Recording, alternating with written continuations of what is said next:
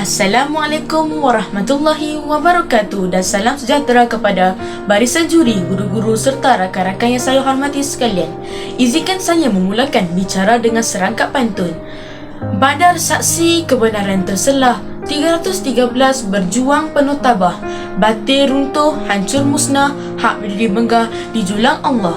Pada pagi yang penuh keberkatan ini, saya ingin berkongsi tentang sebuah buku yang sangat menarik dan penuh pengajaran, iaitu novel bertajuk Perang Badar, Pemisah Antara Hak dan Batil, hasil karya penulis tersohor tanah air Abdul Latif Talib.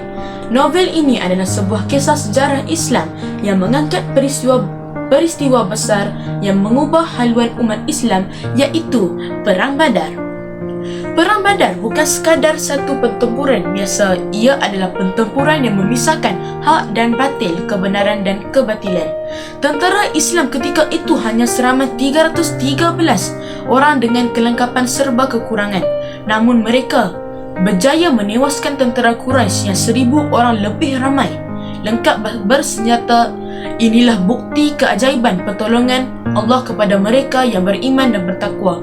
Watak utama dalam novel ini, dalam peristiwa ini ialah Rasulullah SAW sendiri, diiringi para sahabat agung seperti Abu Bakar As-Siddiq, Umar Al-Khattab, Ali bin Abi Talib dan ramai lagi. Abdul Latif Talib menghidupkan semangat dan kepribadian mulia para sahabat sehingga pembaca dapat memahami isi kandungan dan kekuatan akidah, keberanian, kesetiaan dan pengorbanan mereka dalam mempertahankan Islam.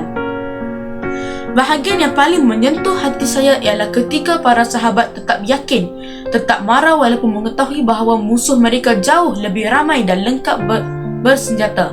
Mereka percaya bahawa kemenangan bukan bergantung kepada jumlah tentera atau kekuatan fizikal, tetapi bergantung sepenuhnya kepada pertolongan Allah.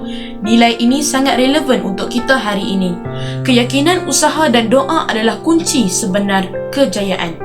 Gaya bahasa penulis juga sangat menarik. Walaupun mengisahkan sejarah lebih 1400 tahun dahulu, namun penceritaannya hidup, penuh emosi dan semangat. Membaca buku ini membuatkan saya seolah-olah turut berada dalam medan perang, melihat sendiri detik-detik genting yang menentukan nasib umat Islam. Kesimpulannya, saya amat mengesyorkan buku ini kepada semua rakan sebaya agar kita dapat mengambil iktibar daripada semangat perjuangan Rasulullah SAW dan para sahabat. Novel ini membuktikan bahawa dalam apa jua keadaan, kebenaran pasti akan mengatasi kebatilan dengan izin Allah Subhanahu Wa Taala. Sebagai penutup bicara, hayatilah pantun ini. Andai berjuang kerana dunia, pasti jiwa mudah goyah dan lemah. Berjuang kerana Allah semata-mata, nescaya kejayaan menyusul megah. Sekian sahaja bicara buku saya pada hari ini. Wassalamualaikum warahmatullahi wabarakatuh.